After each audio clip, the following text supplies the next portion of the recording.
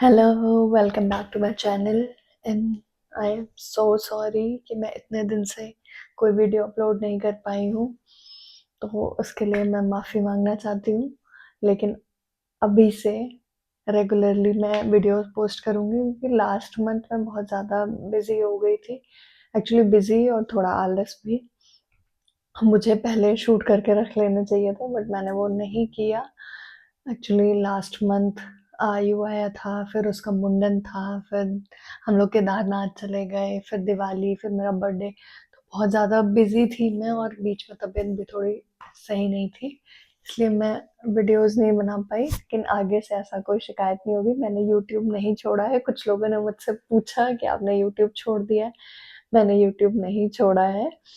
सो आज ये वीडियो बनाने का मेरा एक ही मकसद है। जब मैंने केदारनाथ यात्रा की है उसके बारे में मैं आप लोगों से शेयर करूँ। मैं 3 बार जा चुकी हूँ केदारनाथ, बट ये फर्स्ट टाइम है कि मेरे पास थोड़ी बहुत मेरी फैमिली है, यूट्यूब फैमिली है हमारे साथ, तो मैं उनसे शेयर कर सकती हूँ। और प्लीज़ सब्सक्राइब माय चैनल, क्योंकि आज मैं आपको ये बोल के बता रही हूँ अपनी यात्रा एंड आने वाले 4-5 वीडियोज़ में मैं आपको सारे वीडियोज़ दिखाऊँगी, कैसे क्या है मेरा एक्सपीरियंस रहा, क्या कठिनाइयाँ। जय श्री केदार, स्टार्ट करते हैं वीडियो। मैं ये हमारा 6 से 7 दिन का ट्रिप था। हम 12 अक्टूबर को यहाँ से निकले थे हल्द्वानी से। एक्चुअली हम बाइक से जाते हैं, बट आप कार से भी जा सकते हो। सोनप्रयाग तक कार जाती है, बद्रीनाथ तक पूरा कार जाती है।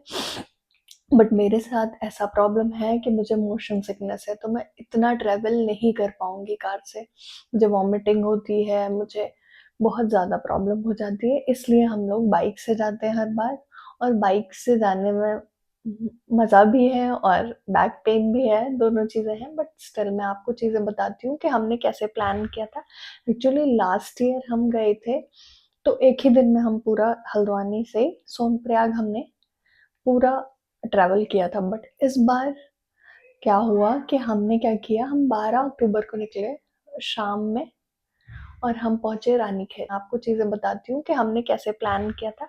एक्चुअली लास्ट ईयर हम गए थे, तो एक ही दिन में हम पूरा हल्द्वानी से सोनप्रयाग हमने पूरा ट्रैवल किया था। बट इस बार क्या हुआ कि हमने क्या किया, हम 12 अक्टूबर को निकले शाम में और हम पहुंचे रानीखेत। हमने रानीखेत में हॉल्ट लिया। हम रानीखेत में होटल में रुके, डिनर वगैरह किया। उसके बाद सुबह हम 7 साढ़े 7 बजे रानीखेत से निकले एंड हम रानीखेत में ब्रेकफास्ट करने के बाद हम जब वहाँ से निकले, तब हमने कर्णप्रयाग में लंच के लिए ऑलमोस्ट 1 घंटा हॉल्ट लिया। उसके बाद हम सीधा गए सोनप्रयाग। हम सोनप्रयाग गए, उसके बाद फिर सोनप्रयाग में बहुत ज़्यादा भीड़-वीड़ थी, तो हम वापस सीतापुर आए। सीतापुर में होटल्स आपको ईज़िली मिल जाएँगे। और सोनप्रयाग में जब भीड़ होती है तो बहुत ज़्यादा भीड़ हो जाती है, तो हम लोगों ने सीतापुर में एक होटल है, शिवालिक होटल के पास में, शायद जेपी पैलेस करके कोई होटल है, हम वहाँ हमने स्टे किया। देन हम लोग फ्रेश वगैरह हुए, डिनर किया हमने, उसके बाद हम सो गए। सुबह 4 बजे हम उठे, नहाया धोया, उसके बाद जो अपना रजिस्ट्रेशन कराया था, उसके बाद हम गए, हमने अपना जो बाइक्स थे उनको पार्किंग में लगाया। सोनप्रयाग में बहुत बड़ी पार्किंग है, तो हमने उन बाइक्स वगैरह को पार्क किया। देन हम आए, अपना रजिस्ट्रेशन कराना ज़रूरी है, बिना रजिस्ट्रेशन के आप केदारनाथ यात्रा नहीं कर सकते। तो हम जो रजिस्ट्रेशन कराया था हमने, उसको हमने स्कैन वगैरह किया, वहाँ से फिर हमने शुरू किया अपनी यात्रा। यात्रा हमने सुबह 6 बजे शुरू करी एंड शाम 6 बजे, 12 घंटे हमें लगे थे। में अपना स्कैन वगैरह करा लोगे, थोड़ा सा पैदल चलने के बाद एक पुल आता है, वहाँ से आपको टैक्सीज मिलती हैं। वो उत्तराखंड गवर्नमेंट की ही टैक्सी होती है जो कि आपको गौरीकुंड तक छोड़ती हैं। तो उसके लिए आपको थोड़ा सा वेट करना पड़ सकता है, बट हम जब गए थे तब भीड़ बिल्कुल नहीं थी, तो हमें ज़्यादा वेट करना नहीं पड़ा। हम गौरीकुंड तक उस टैक्सी से जाते हैं जो शटल चलती है, उससे गए हम गौरीकुंड। फिर हम गौरीकुंड पहुँचे थे अप्रॉक्स 7 साढ़े 7।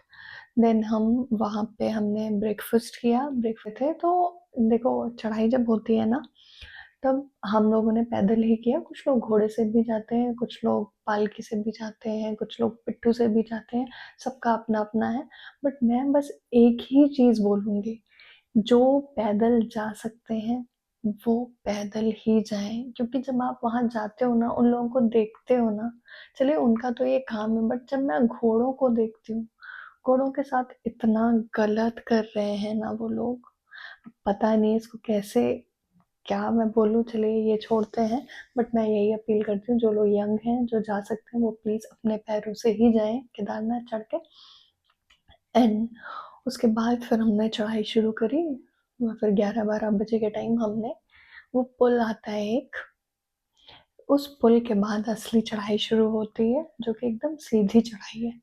तो उससे पहले हमने लंच किया, लंच करने के बाद हम चढ़ाई हमने शुरू करी, फिर वो चढ़ाई करते-करते हम आरती से पहले पहुँच गए थे बट मेरी हालत बहुत ख़राब हो गई थी इस बार। मुझे बहुत ज़्यादा ही पैरों में, बैक में बहुत ज़्यादा पेन होने लगा था, तो थोड़ा रुक-रुक के सब लोग चल रहे थे। तो हम आरती में पहुँच गए थे, हमें आरती मिल गई थी। बहुत सुंदर नज़ारा होता है उस आरती का। हमने आरती अटेंड करी और लकीली क्या हुआ कि जिन एक्चुअली हम लोग एक पंडित जी हैं, केदारनाथ मंदिर के जस्ट पास में ही उनका होटल है। तो उस होटल में हम लोग हमेशा रुकते हैं और क्या हुआ कि हम जैसे ही गए पंडित जी हमें मिले, तो उन्होंने बोला कि अरे आरती के टाइम दर्शन कर लो जाके। एंड आई वाज़ लाइक हाँ, यहाँ तो 2-2 मतलब लोग दिन-दिन में लगे रहते हैं लाइन में, दर्शन नहीं मिलते, हमें ऐसे दर्शन।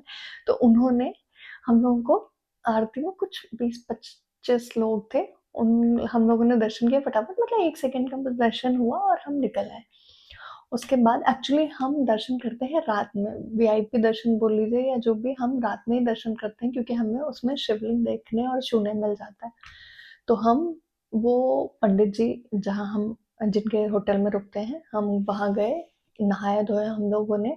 ठंड होती है बट इस बार ज़्यादा ठंडी नहीं थी, मौसम अच्छा था इस बार। तो हम लोग नहाए वगैरह, फिर हमने डिनर वही पंडित जी प्रोवाइड कराते हैं, बहुत लाइट डिनर होता है, आपको दाल-चावल या ऐसा कुछ मिल जाएगा। तो वो हम लोग खा पी के अपना सो गए, फिर रात के 2:30 बजे पंडित जी ने फ़ोन किया हमें उस वीआईपी पूजा के लिए। तो रात के 2:30 बजे हम गए और बिल्कुल भी भीड़ नहीं थी, इतना शांति से हमें दर्शन मिले, शिवलिंग छुए, सब सब कुछ बहुत अच्छा हुआ दर्शन। और सबसे अच्छी चीज़ हुई कि उस मतलब आप ये सोचिए केदारनाथ मंदिर के अंदर हम 20 से 25 मिनट बैठ के हमने जाप किया है। उसके बाद फिर हम वापस आए, 4 साढ़े 4 बज रहा था, हम सो गए, सुबह उठे, फिर नहा धो के हम भैरवनाथ के लिए निकल गए। भैरवनाथ में दर्शन किए, फिर वापस आके हमने मंदिर के जस्ट सामने एक शॉप है, वहाँ से ब्रेकफ़ास्ट किया। अच्छा, अब लास्ट टू लास्ट जब मैं पहली बार गई थी तब वहाँ पे इतना अच्छा ब्रेकफ़ास्ट वग़ैरह नहीं था, बट अब सब कुछ मिलने लगा है केदारनाथ में। तो हमने ब्रेकफ़ास्ट लिया, देन हम वहाँ से नीचे उतरे। नीचे उतरते टाइम बहुत ही ध्यान रखिएगा कि आपका सारा प्रेशर नीज़ पे आता है, तो वो बहुत ज़्यादा पेन करता है, बहुत पेनफुल था मेरे लिए। अब मैं हर किसी को नहीं बोल रही हूँ बट मुझे बहुत प्रॉब्लम हो जाती है, इसलिए मैं अपना नी सपोर्टर, नी कैप सब लेके गई थी इस बार क्योंकि लास्ट टाइम मुझे प्रॉब्लम हुआ था। तो जिन लोगों को लग रहा है कि उनको नीज़ में प्रॉब्लम हो सकती है, तो वो भी प्लीज़ नी सपोर्टर और अपना नी कैप ज़रूर से लेके जाइएगा। ये हमारा 4th डे है, हम उतर रहे हैं, 12 को हमने स्टार्ट किया था, 15 को हम उतर रहे हैं वापस। तो जब हम उतरे, उतरने में कम टाइम लगता है यूजुअली, तो हमने सोचा कि 4-5 घंटे में हम उतर जाएँगे, बट हुआ क्या, मेरे भाई के पैर में मोच आ गई। अब उतरते टाइम ज़्यादा प्रॉब्लम्स होती हैं, चढ़ने में आप थकते ज़्यादा हो बट उतरने में आपको पैर में ज़्यादा लगता है। तो मेरे भाई को जब ये प्रॉब्लम हुआ तो हम सब लोग धीरे-धीरे उतर रहे थे। उसके उसमें फिर हमको काफ़ी टाइम लग गया, हम गौरीकुंड पहुँचे थे अप्रॉक्स 6 बजे। फिर 6 बजे गौरीकुंड पहुँचने के बाद हमने तो इवनिंग टी वगैरह ली। उसके बाद हम गौरीकुंड में तप्त कुंड है एक, हम वहाँ गए। सब लोग तो स्नान करते हैं बट हमने नहाया नहीं था वहाँ पे। हमने सिर्फ पैर डाल के बैठे थे हम, और ऐसा लग रहा था पूरी थकान उतर गई। इतना गर्म पानी, मतलब कैसे, क्या चमत्कार है ये प्रकृति का या भगवान का, मुझे नहीं पता।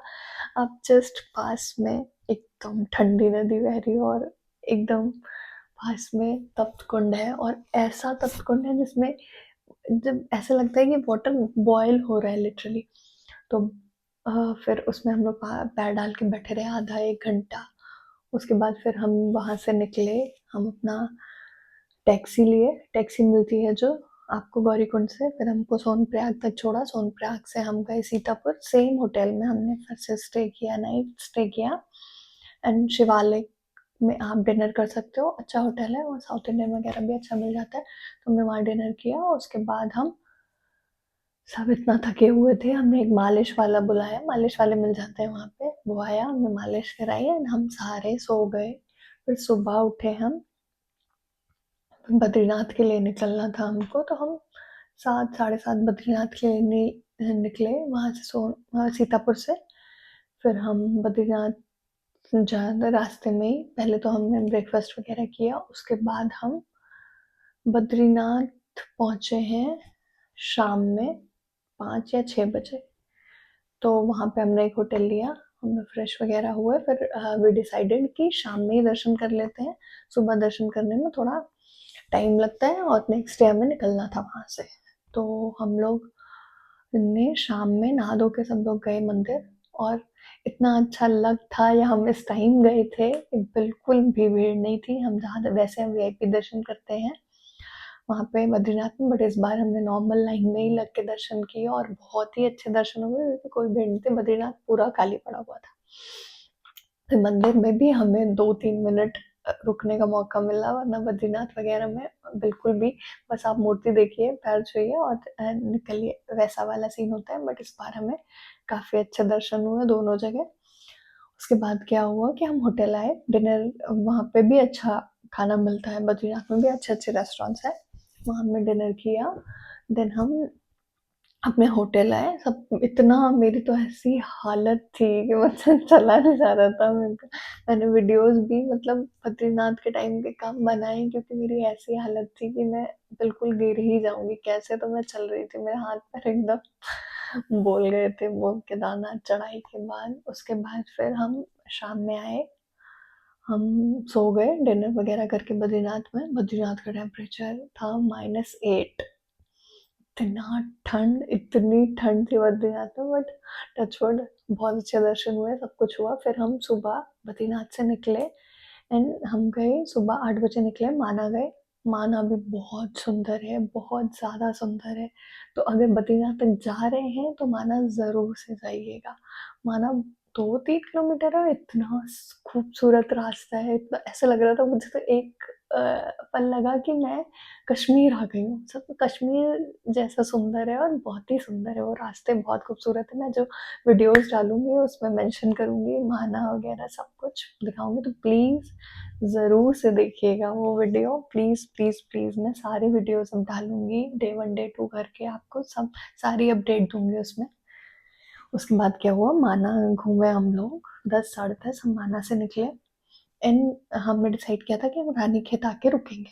माना से हम बद्रीनाथ से निकले, हमने डिसाइड किया कि हम रानीखेत रुकेंगे।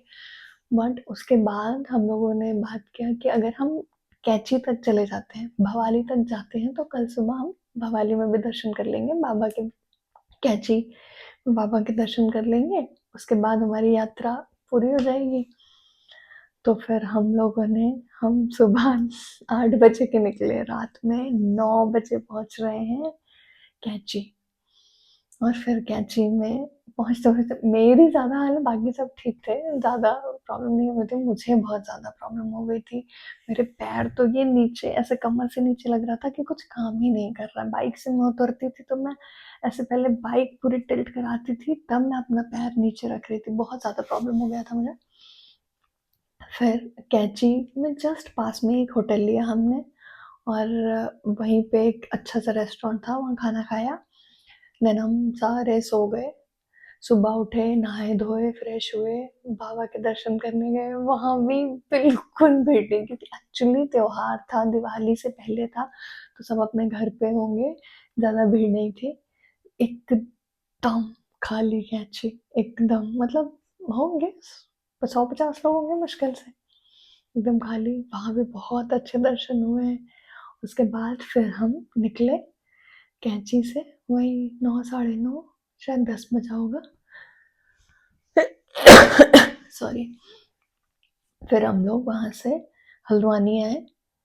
एंड ये हमारी पूरी ट्रिप थी 7 दिन की।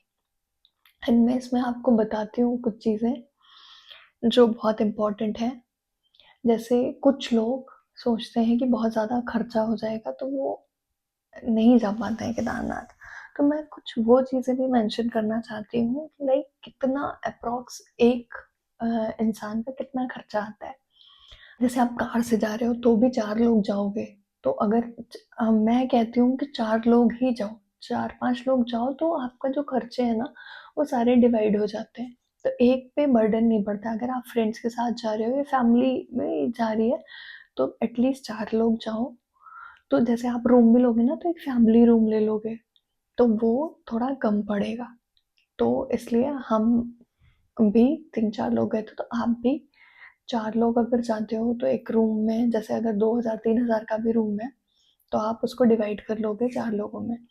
तो वैसे ही होता है कि हम लोग, जैसे आप कार से भी गए तो फ्यूल का हुआ जो भी, तो वो 4 लोगों में डिवाइड हुआ, तो आपको बहुत रीज़नेबल पड़ेगा। एंड हमारा, मैं जितना कह रही हूँ, मतलब अगर जैसे हम लोग गए थे, वैसे आप जाओगे तो पर पर्सन 20,000 में आपका हो जाएगा ट्रिप। दस 3 टाइम मील्स, वो भी अच्छा खाना, क्योंकि मील स्किप नहीं करना पैसे बचाने के चक्कर में या कुछ भी, क्योंकि आपको वहाँ बहुत चढ़ाई करनी होती है, बहुत ज़्यादा स्ट्रेंथ की ज़रूरत है। तो आप आराम से 3 मील्स, और जब आप चढ़ाई कर रहे हो तो प्रॉपर फ्रूट्स वगैरह लेते रहो, बीच-बीच में मिलते हैं, थोड़े महँगे मिलते हैं बट मिलते हैं। हम लोगों ने ग्लूकोज़, फ्रूट्स सब हम खाते-पीते चल रहे थे, तो हम पहुँच गए थे। एंड मैं आपको बताती हूँ, मैं पूरा आपको 6 दिन का बताती हूँ। 12 को हमने होटल लिया। आप ऐसे सीधे-सीधे समझो कि 6 दिन है, तो 6 दिन होटल तो लेना ही पड़ेगा, क्योंकि रोड पे कोई नहीं सोएगा। तो 6 दिन का होटल, आप मानो बस केदारनाथ का महँगा हुआ था। केदारनाथ और बद्रीनाथ का होटल हमारा महँगा। केदारनाथ में अगर आप सीज़न में जाओगे तो 10,000 रुपए का होटल होगा। 10,000, और फिर वहाँ की जो हम वीआईपी पूजा कराते हैं, उसका 5500 रुपए का है। तो ये 15,000 रुपए। और आपका जो बद्रीनाथ में हम जिस होटल में रुके थे, वो थोड़ा एक्सपेंसिव था, अप्रॉक्स 5,000 मान लो आप, तो 5,000 वो। और 6 दिन का अगर आप, मतलब 4 दिन का जो बचा, उसमें आप 2-2 हज़ार रुपए, 2 ढाई 3,000 रुपए, तो भी आपका लगभग 15,000 में ये 4 दिन के होटल्स हो जाएंगे। और इधर का पूजा और होटल बद्रीनाथ और केदारनाथ का मिला के 20,000, तो लगभग 35,000 रुपए आपका होटल और पूजा का हुआ। फिर 3 टाइम्स के आप मील ले लो, एक डिनर और लंच आप अप्रॉक्स अपना 3 6 18 हुआ। तो आप ब्रेकफास्ट जो लेते हो वो थोड़ा लाइट ले लो। लाइक ब्रेकफास्ट अगर आप सॉरी 3 लोग ले रहे हो तो उसका बिल आता है, अगर आपका 1200-1300 रुपए भी बिल आता है, तो 300-300 रुपए 4 लोगों में बटेगा। तो इसके हिसाब से आपका 6 दिन का 1800 रुपए का वो होगा, आपका जो बिल होगा। एंड जो आपका ब्रेकफास्ट लंच का, आप अगर 500 रुपए 700 रुपए का भी करते हो, तो आप अपना फ्यूल, ये सारी चीज़ें, तो इन सबको मिला के आप अगर 20,000 रुपीज़ पर हेड लेके जाते हो, बट एक्स्ट्रा लेके जाओ, क्योंकि आप केदारनाथ जा रहे हो, आपको नहीं पता कि आपका कितना पैसा वहाँ पे, भगवान ना करे कुछ ऊपर नीचे हो, बट वहाँ का वेदर ऐसा है, कभी आप फंस जाते हो, कभी कुछ हो जाता है। तो एटलीस्ट 10,000 रुपये आप एक्स्ट्रा अपने पास लेके जाओ। और ऊपर कई बार वो लोग यूपीआई नहीं चलता, स्कैनर नहीं चलता, तो आप 10,000 रुपये कैश अपना रख के लेके जाओ एटलीस्ट। बाकी हर जगह स्कैनर वगैरह सब यूज़ करते हैं, बस ऊपर केदारनाथ में कई बार प्रॉब्लम हो जाती है, तो इतना आप कैश लेके जाओ। तो आप पर पर्सन 30,000 रुपीज़ अपना रखिए, जिसमें आपका 20,000 में आप वापस आ जाओगे। मैं ये अपना बता रही हूँ, बाकी किसी को 5 स्टार में रुकना है, किसी को लैविश खाना खाना है, तो वो सब अलग की बात है। लेकिन अगर आप पर पर्सन मुझसे पूछोगे तो आप 20,000 में इजीली, अगर आप उससे भी कम कर सकते हो, लेकिन वो आपके ऊपर है कि आप कैसे होटल ले रहे हो, क्योंकि सोना ही होता है, कुछ लोग नॉर्मल भी सो जाएंगे, कोई उसमें कोई दिक्कत नहीं है भाई। हमें दर्शन, मेन हमें दर्शन करना है। हम लोग पैदल गए थे तो हमारा वो घोड़े का और वो सारे खर्चे भी बच गए। तो आप जैसा आपका मन करे आप वैसा करो। मैंने बस एक आपको आइडिया दिया है कि जो लोग बेचारे कई बार बजट की वजह से नहीं जा पाते हैं, तो उनको वो इजीली 20,000 रुपए में अपनी यात्रा कर सकते हैं। तो बस यही एक्सपीरियंसेस थे मेरे, एंड बहुत बहुत ज़्यादा अच्छा लगा मुझे। और जो लोग जा चुके हैं वो मुझसे रिलेट कर सकते हैं, और जो लोग नहीं गए हैं वो प्लीज़ एक बार होके आइए एंड अपना एक्सपीरियंस भी लोगों से शेयर करिए, ताकि और भी लोगों को दर्शन करने का मौका मिले। एंड मैं बहुत ज़्यादा खुश हूँ कि मैं अपने बर्थडे मंथ में मैं केदारनाथ बद्रीनाथ के दर्शन करके आई हूँ। So please keep supporting me and please subscribe. आगे अब जो भी वीडियोस आएंगे वो सब केदारनाथ और बद्रीनाथ की मेरी यात्रा के, मेरे एक्सपीरियंस के। बाइक से मैंने 1200 किलोमीटर ट्रैवल किया है। So please support me, and आगे से मैं बिल्कुल भी गायब नहीं होंगी। पूरा अपडेट होगा मेरी लाइफ में क्या चल रहा है, या आगे कुछ और शेयर करना होगा तो मैं सारी चीज़ें शेयर करूँगी। And thank you so much जो लोग भी मेरे वीडियोस देखते हैं। And please subscribe my channel, लोगों से शेयर करिए ज़्यादा से ज़्यादा जितना हो सकता है। एंड आज के लिए इतना ही। मैं कुछ चीज़ें आपको जब मैं वीडियोस वो बनाऊंगी उसमें ये बताऊंगी कि आपको क्या क्या चीज़ें ले जानी है, क्या क्या चीज़ें कैरी करनी है अपने साथ। जो लोग ट्रैक करके जा रहे हैं वो प्लीज़ बहुत कम सामान लेके जाएं, क्योंकि एक टाइम के बाद आपकी बॉडी एकदम ख़त्म होने लगती है। तो प्लीज़ आपको बहुत ही कम सामान लेके ऊपर जाना है जब आप ट्रैक कर रहे हो। अगर आप अपनी गाड़ी होटल में सामान नीचे छोड़ के जा रहे हो वो ठीक है, बट आप अपने बैग में बहुत कम सामान कैरी करो। उसका भी मैं एक वीडियो बनाऊंगी, या फिर जो मैं वीडियोस बनाऊंगी उसके वॉइस ओवर में मैं वो चीज़ें भी मेंशन करती जाऊंगी अगर वो मुझे दिखेगी। So bye, thank you so much for watching and please please please subscribe my channel. तो यही थी हमारी केदारनाथ बद्रीनाथ की यात्रा। एंड अब तो कपाट 6 महीने के लिए बंद हो गए हैं। अगले साल जिन लोगों को मौका मिले, जिन लोगों को भगवान जी बुलाएं, वो सारे ही लोग जाए। जय श्री केदार। Bye bye.